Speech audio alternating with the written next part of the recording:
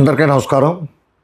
ప్రజల నుంచి వచ్చిన తీవ్రమైన వ్యతిరేకత కారణంగా తూర్పుగోదావరి జిల్లా రాజమండ్రి సమీపంలో సీతానగరం మండలంలో మునికోడలి అనే గ్రామం దగ్గర ఉన్న పుష్కర్ ఘాట్కి పెట్టిన దేవాంశ్ పుష్కర్ ఘాట్ అనే పేరు తొలగించి దాన్ని సప్త ఋషి పుష్కర్ ఘాట్గా ఇక్కడ నుంచి పిలుస్తాం అని చెప్పి మార్చారు. బోర్డులు అవి కూడా తయారవుతున్నారు, రేపేళ్ళుండో పెడతారు. దీని గురించి ప్రజల నుంచి చాలా తీవ్రమైన వ్యతిరేకత వచ్చింది సోషల్ మీడియా ద్వారా. అదేవిధంగా మనం కూడా ఒక వీడియో చేసి పెట్టాం. ఈ రాజకీయ నాయకుల కుటుంబ సభ్యుల పేర్లు, లేకపోతే మాజీ రాజకీయ నాయకుల పేర్లు, లేకపోతే ఆ పార్టీ అధినేతల పేర్లు, ఈ కుసంస్కారం ఎవడు ప్రవేశపెట్టాడో తెలియదు. కానీ ఏ పార్టీ అయినా, ఇప్పుడు తెలుగుదేశం అని, కాంగ్రెస్ అని, బీజేపీ అని, బీజేపీ వాళ్ళు చాలా తక్కువ. ఇప్పుడు ఏదైనా పథకం పెడితే ఆంధ్రప్రదేశ్ రాష్ట్ర ఆరోగ్యశ్రీ పథకం అలా పెట్టుకోండి, తప్పే ఉంది. ఎవడో రాజకీయ నాయకుడు ఆడు కొన్నాళ్ళు ముఖ్యమంత్రిగా చేస్తాడు, తర్వాత ఇంకొకటి ముఖ్యమంత్రి అవుతాడు. ఇంకా వాళ్ళ పేర్లు, వాళ్ళ తండ్రి పేర్లు, తాతల పేర్లు, ఈ కుసంస్కారం ఎవరు నేర్పడో. కానీ ఇది మన దేశ దౌర్భాగ్యం. మన దేశంలో ఒకచోట ఉంటుంది. మీరు స్వతంత్ర సమరయోధుల పేర్లు పెట్టండి, దేశం కోసం ప్రాణాలు ఒడ్డిన సైనికుల పేర్లు పెట్టండి, సరిహద్దుల్లో పాటుపడిన వాళ్ళు, లేకపోతే తీవ్రవాద వ్యతిరేక పోరాటంలో చనిపోయిన వాళ్ళు, ఉగ్రవాద వ్యతిరేక పోరాటంలో చనిపోయిన వాళ్ళు, నక్సలైట్ వ్యతిరేక పోరాటంలో చచ్చిపోయిన వాళ్ళు ఎంతమంది ఉన్నారు.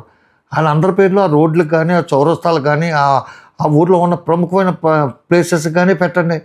అంతేగాని మీ కుటుంబ సభ్యులు కాకిపిల్ల కాకి బుద్ధ అని చెప్పి, నా మనల్ని నాకు బుద్ధే, నా ఇంటికి పెట్టుకుంటాను పేరు, నా కారు మీద బోర్డు రాసి అంటించుకుంటాను, నా సైకిల్కి అంటించుకుంటాను, నా మోటార్ సైకిల్కి అంటించుకుంటాను, నా సొక్కా జేబు మీద అంటించుకో.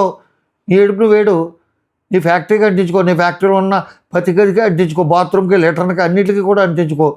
అంతగా ఒళ్ళు కోవెక్కితే వాటర్ ట్యాంక్ పైకి ఎక్కి పెద్ద బెలూన్ చేయించి దాన్ని కట్టుకుని అంటించుకోగానే ప్రజల యొక్క ఉపయోగించుకునే రోడ్లకి, ఈ ఘాట్లకి, బ్రిడ్జిలకి, అన్నిటికీ ఈ పేర్లు ఏంటండి?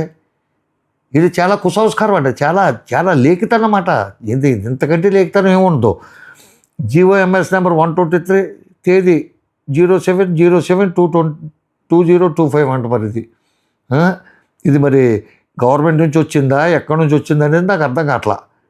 ఇది ఎన్నో నెల ఏంటో నాకే అర్థం కావట్లేదు. ఇప్పుడు 07/07/25 అని చెప్పి వేసి ఇది ఒకటి తిరుగుతుంది. ప్రభుత్వ కార్యదర్శి అని. ప్రభుత్వ కార్యదర్శులు జీవో ఇస్తారా? నాకైతే తెలియదు. జీవోలు అయితే చీఫ్ సెక్రటరీ గారి నుంచి వస్తాయి అనుకుంటున్నాను. ప్రజల భావోద్వేగాలు, స్థానిక చరిత్ర మరియు పారంపర్యాలను కాపాడేందుకు రాజమండ్రి గోదావరి నదీ తీరంలోని దేవాంశ్ గూట్ను ఇకపై సప్త ఋషి గూట్గా పిలవబడి అని చెప్పి ఒక తప్పుడు సర్కులర్తో ఒకటి తిరుగుతుంది. కానీ ఏంటంటే ఇది గవర్నమెంట్ విత్డ్రా చేసుకుంటుంది, దానికి సప్త ఋషి ఘాట్ అని పేరు పెడుతుంది. అది తొందరలోనే అనౌన్స్ అవుతుంది, బోర్డులు కూడా తయారవుతాయి, అవి కూడా వస్తాయి. కాకపోతే ఏంటంటే ఇటువంటి వాటికి మరి ఎవరు సలహా ఇచ్చారో ఏంటో. నాకు తెలిసిన సమాచారం ప్రకారం ఇది కూడా ప్రొఫెసర్ నాగేశ్వర్ లాంటి సమాచారం కాదు, కొంచెం నిర్దిష్టమైన సమాచారమే. ఇది దేవాంశ్ ఘాట్ నామకరణం చేసిన వ్యక్తి మురళీమోహన్ గారు అని చెప్పి అంటున్నారు. మరి ఎంతవరకు నిజం వచ్చిందో నాకైతే తెలియదు. మళ్ళీ నేను బేషరతుగా భావజాలకు పోకుండా, భేషజాలకు పోకుండా, భక్తి శ్రద్ధలతో విరమించుకున్నాను ఏం చెప్పలేము. కానీ ఆ ఊర్లో తెలిసిన వాళ్ళు ఎవరినో అడిగితే ఫస్ట్ పుట్టినరోజుకి ఎప్పుడు ఆయన రాజమండ్రి ఎంపీగా ఉన్నప్పుడు ఆయనే ఈ పేరు పెట్టమని చెప్పి ఆయన అంటాం, ఊరోళ్ళంతా కలిపి పెట్టుకోవడం జరిగింది. బోర్డు రీసెంట్గా పెట్టినట్టున్నారు.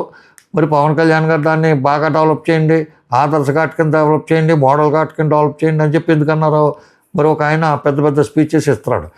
ఏదేమైనా ఘాట్ అనేది పుష్కరాల్లో ఏంటంటే మామూలుగా అయితే పిండ ప్రదానం చేసేటప్పుడు ఎవరైనా ఒక ఇంట్లో ఒక వ్యక్తి చనిపోతే ఆ కుటుంబ సభ్యులు ఆ కార్యక్రమం అంతా కూడా చేసినప్పుడు పిండ ప్రదానం చేస్తారు.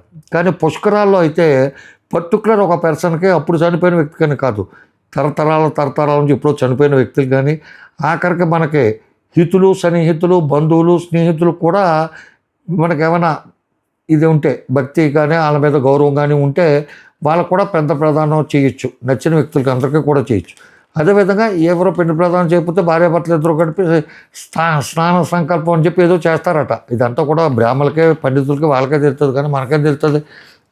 నీసు మాంసాలు తినడానికి అలవాటు పడిపోయి మనకు పెద్దగా తెలియదు. కాబట్టి ఎనీహౌ ప్రజలు ఈ సోషల్ మీడియా వచ్చాక స్పందించి తీరు చాలా బాగుంది.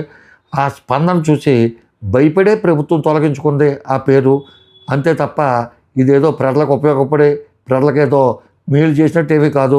ఇటువంటి ఎక్కడి నుంచైనా మానుకుంటే ఏ ప్రభుత్వం వచ్చినా సరే వాళ్ళ తండ్రుల పేర్లు, తాతల పేర్లు, కొడుకుల పేర్లు, మనవల పేర్లు ఇంట్లో పెట్టుకోండి, మీ ఆస్తులకి పాస్తులకి అన్నిటికీ పెట్టుకుంటే ప్రజలకు అభ్యంతరం ఏమి ఉండదు. కానీ ప్రజల యొక్క ప్రాపర్టీల మీద మీ యొక్క పెత్తనం, మీ పేర్లు చూస్తే మాకు ఈర్ష్య, అసూయ కంటే కూడా అసహ్యం, ద్వేషం కలుగుతున్నాయి. అది మీకు చెప్దామని చెప్పి ఈ వీడియో చేసి పెడతాను. ఉంటాను. నమస్కారం. రామాంధ్రరావు. జై హింద్.